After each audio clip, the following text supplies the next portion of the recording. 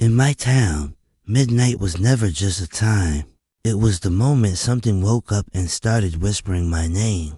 A horror story midnight was not just a time. For the people who lived in Ravenshade Town, midnight was a warning every night.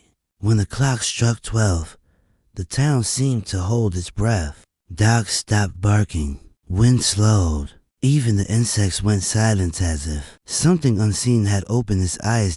No one knew when it started. No one remembered the first disappearance, but everyone remembered the rules. Never look outside at exactly midnight. Never answer your door after midnight. If you hear your name whispered, do not respond. Most people follow these rules.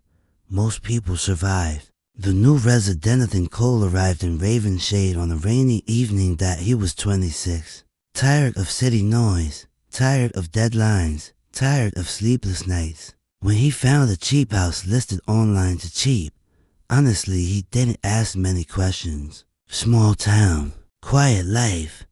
That's all he wanted. The house stood at the edge of town, close to the forest.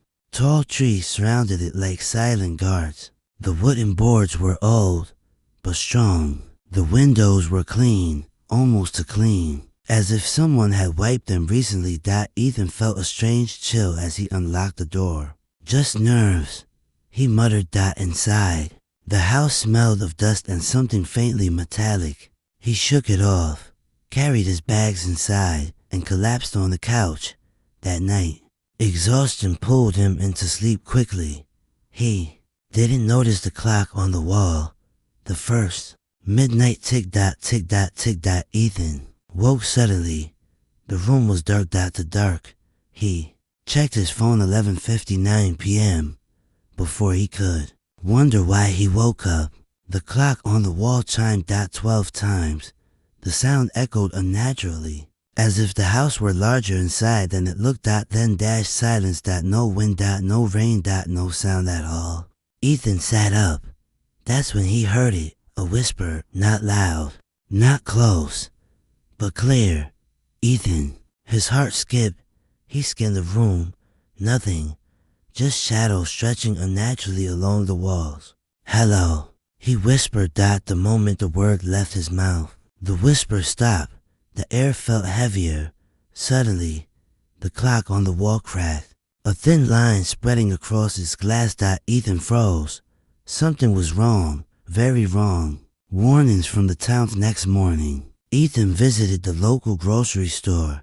The cashier, an old woman with pale eyes, stared at him longer than normal.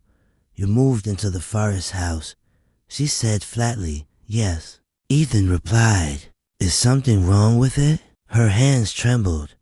You should leave, she whispered, before midnight notices you. Ethan laughed nervously. Midnight. Her eyes widened. You already heard it, didn't you? Ethan didn't answer. The woman leaned closer. When it calls your name, it means you've been seen. Seen by what? She shook her head. By midnight, the journal back home, unsettled. Ethan explored the house more carefully. In the attic, beneath old furniture, he found a leather-bound journal. The pages were yellowed. The handwriting was shaky. Day 1, the whisper started again. Day 7, it knows my name. Day 14, I made the rules. I pray they work. Ethan's throat went dry. He flipped further. Never look outside at midnight. Never speak after the whisper. Never let it inside. The final page read, if you are reading this, it means I failed. The journal ended abruptly. No goodbye. No explanation. Just dry dark stains on the last page. The second midnight at night. Ethan stayed awake. Lights on. Curtains closed.